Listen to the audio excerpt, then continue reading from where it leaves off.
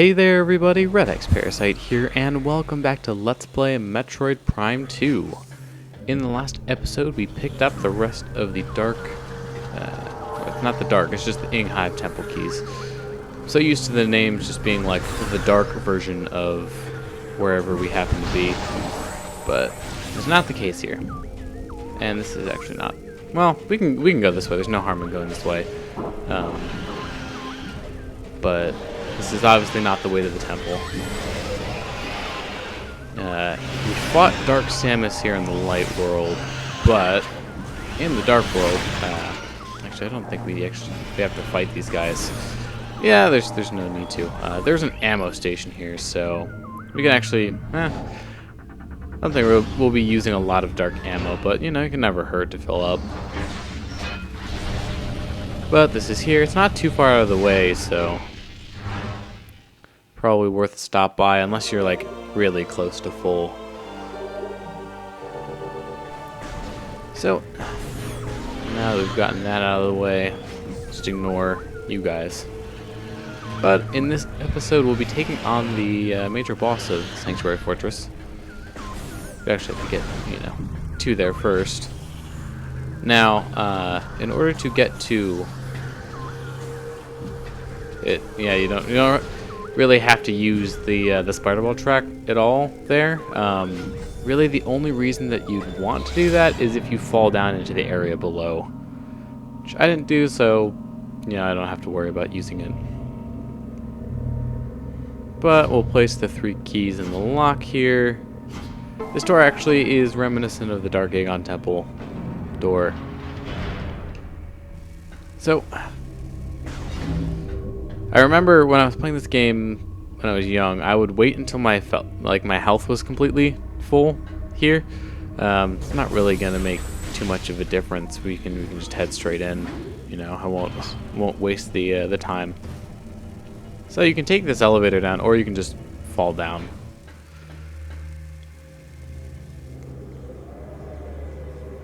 Well, this boss, looks inactive, so it's a good thing for us, right? Means we can just walk straight by. Yeah, it's never that easy.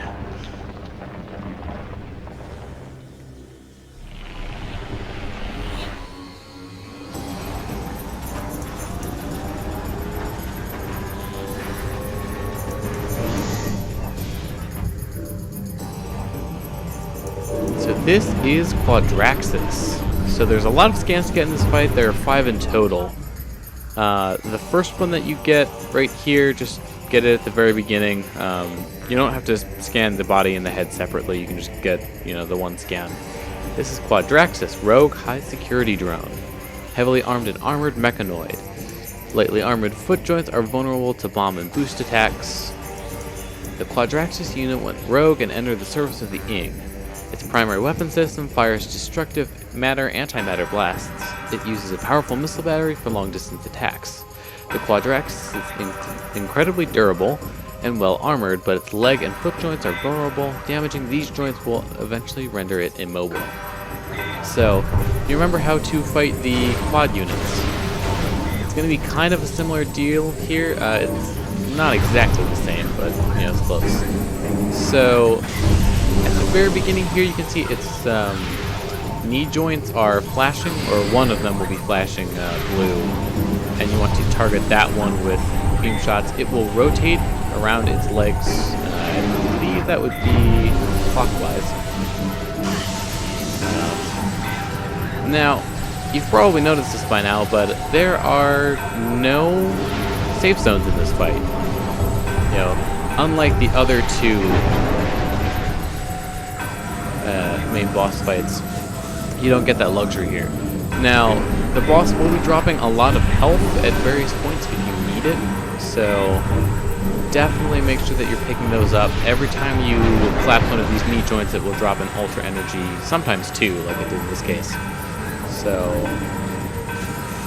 I'm going to try to pick up one of these and not the other. But basically, it's just a matter of conserving your health as best you can.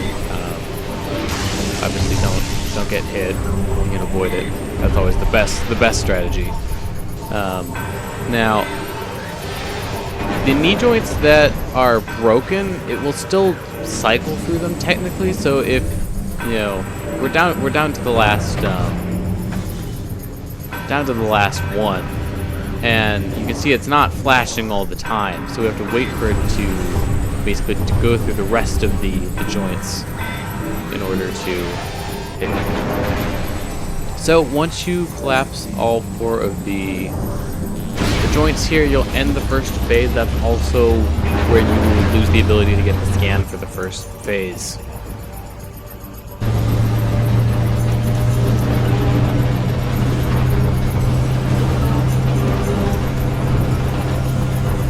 After we do that, the head is going to detach from the body. So in this particular phase, there are 2 scans that you can get. The first one is for the damaged body. Damaged Quadraxis, dedicated Symmetry building unit. Main body rendered immobile. Sonic tactical data burst detected. Destroy transmitter to disrupt operations. So that gets into what we'll be doing to fight it. Though the main body is disabled, the tactical control unit within it is still active. It will guide the head module in battle via high sonic transmissions. Disabling this module will impair the head module's ability to fight. So you'll also want to get the head here. There is a shield around the head right now, so if you try to attack it, it'll be useless. The shielded head module. Command module of the Guardian unit, highly mobile and well armed. Impervious force shield protects from harm. Receiving tactical data via high sonic transmissions. The head module of the Quadraxis is highly mobile and well armed. It is shielded by an impervious force field. Tactical commanders. Okay, so this is pretty much the same thing, except for this link to impair the head module combat ability. Now, I haven't been getting into much of its attacks. One of the big ones that it'll do is target you with that shot. It's pretty difficult to avoid. Most of the time, you're going to want to boost to get it around. Now, it takes 2 charged light shots to drop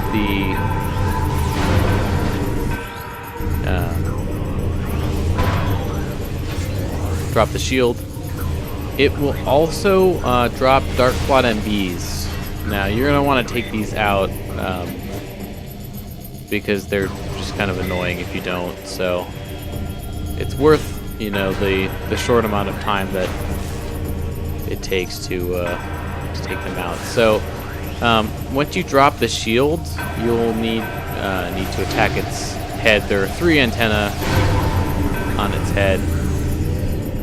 You also need to get another scan while the shield is down. So this is the stun head module.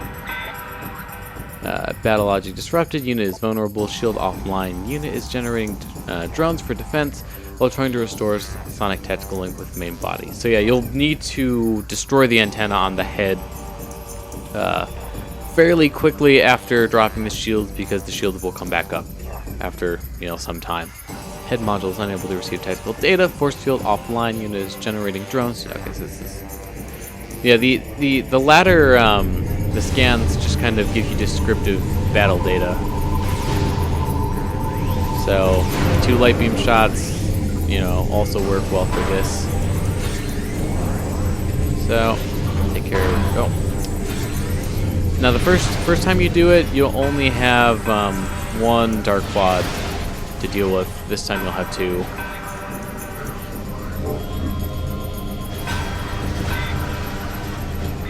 Oops. Yeah, I got kind of boosted away from it.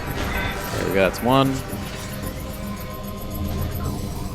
I think it spawned another one. At least it sounded like it did. This guy really did not want to do a spinning attack. So, other than that, the head has some different attack. Yeah, no, it definitely. Oh wait, am I seeing the head or something else? I swear there's another quad around here somewhere. Maybe I'm just looking. Yeah, I think I'm just seeing the body on my radar. But yeah, we're almost down to the very last phase here.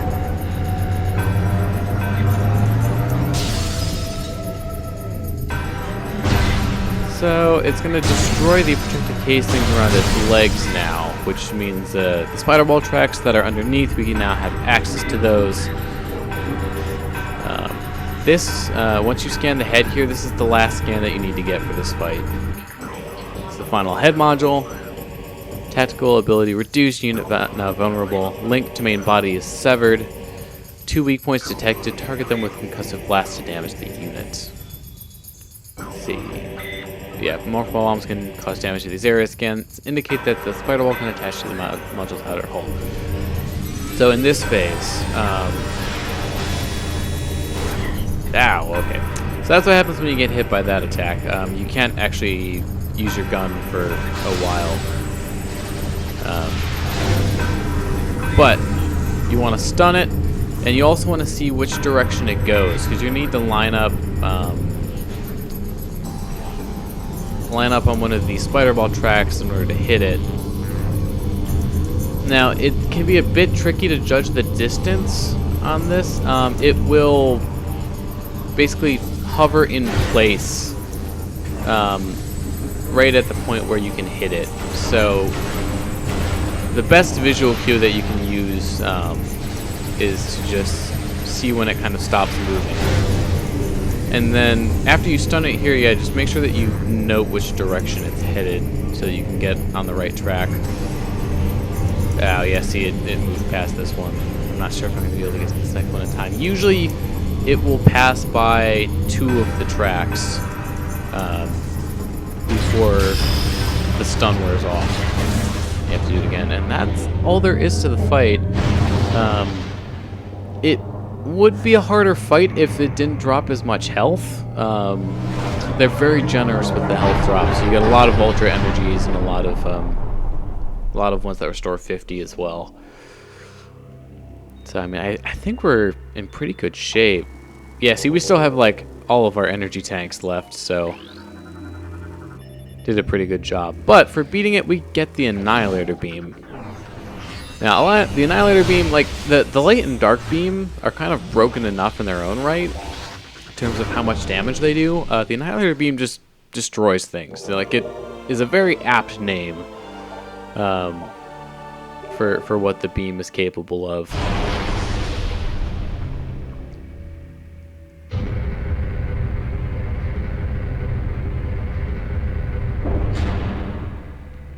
So this will raise in the middle. I'm going to pick up these drops here and get our health back up to full. Alright. So once we head up this track, the place that we want to go is right here, and we have to screw attack across. And this is our first Annihilator door that we can, actually open. We've seen some other ones before. Now, the developers didn't really use them all that much. I think most of the Annihilator doors are actually here in Sanctuary. But we're going to make our way to the energy controller and pick up the Dark World energy.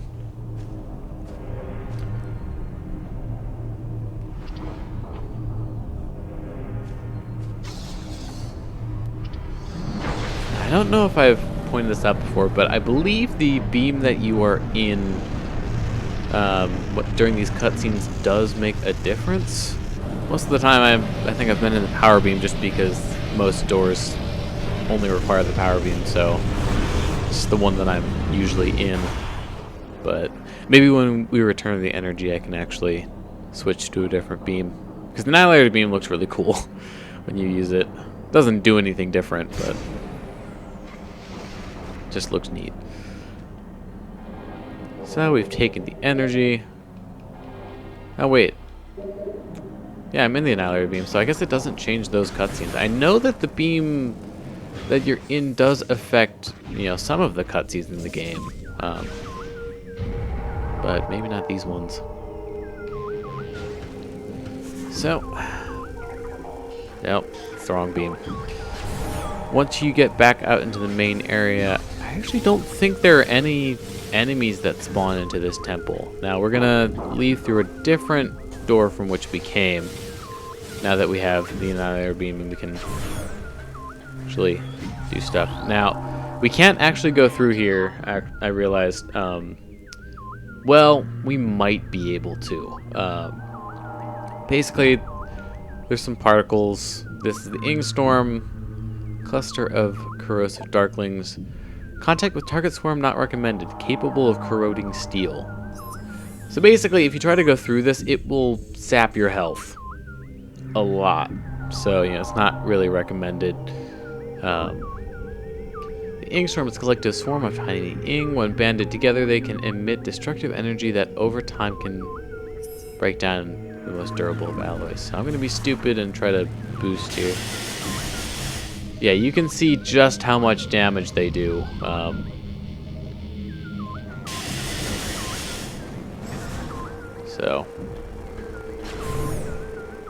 But we are making our way here to the aerial training site, since that has a portal that we can use to get back to the light world. Now we will actually encounter some dark pirate commanders here, you know, the ones that are usually here.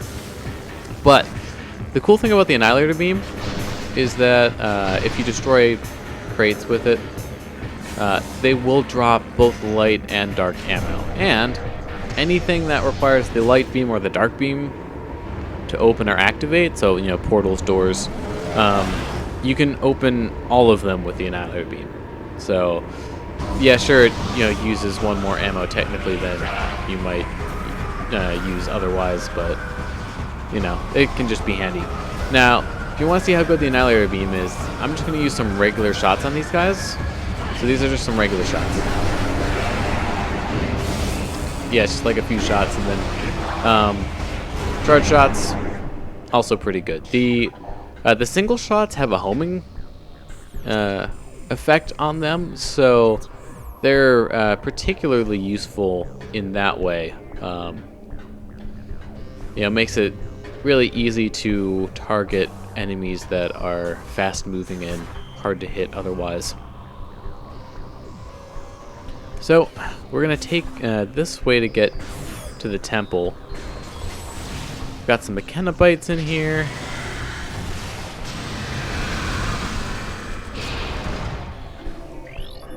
So we'll just have to take them out. And we have our first of these sonic puzzles. So if we go into the Annihilator Beam and we use the Echo Visor, we have a door here, and if we shoot this thing in the middle, it will give us a sound sequence. I'm going to pick up this ammo here. And these locks, you know, each emit one of 3 pitches, so that's not the one that we need to start with. Alright, so we want this one. So you just have to repeat the sounds that the door made. If you do an incorrect input, it will reset the door, and you'll have to start the order again. But, you know, once you get it right, there's a missile expansion behind this one. There are, you know, a few more of those that we'll be encountering once we start cleaning up some of the other items. But we're back here in the main temple. You can actually just shortcut across here instead of jumping to the center, you know. It's just smart math, you know. Take the hypotenuse of the triangle instead of the 2 legs. But we'll go back in here. I'm definitely in the Annihilator Beam right now. Yeah, see, it was in this cutscene, huh? That's weird.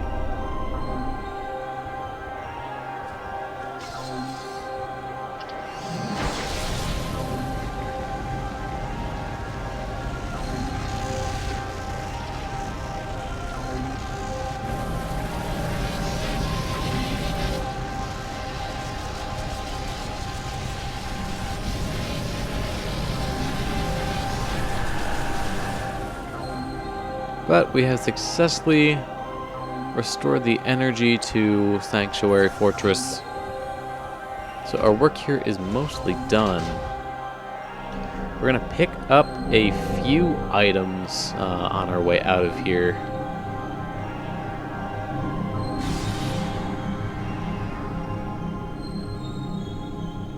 And we're not going to be going directly back to the Great Temple. There is something nice that will be waiting for us there, now that we have returned the energy to the 3 main temples. But we have a few things that, you know, would be nice to get.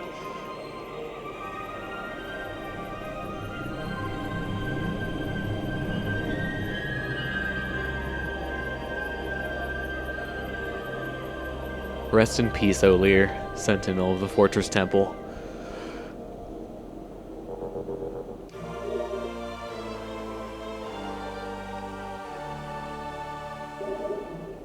So, we've restored the energy, and we're actually kind of running high on time, so I think once I get back to the temple, that I will cut the episode. So, thank you very much for watching this episode of Let's Play Metroid Prime 2. I've been redxparasite, signing out.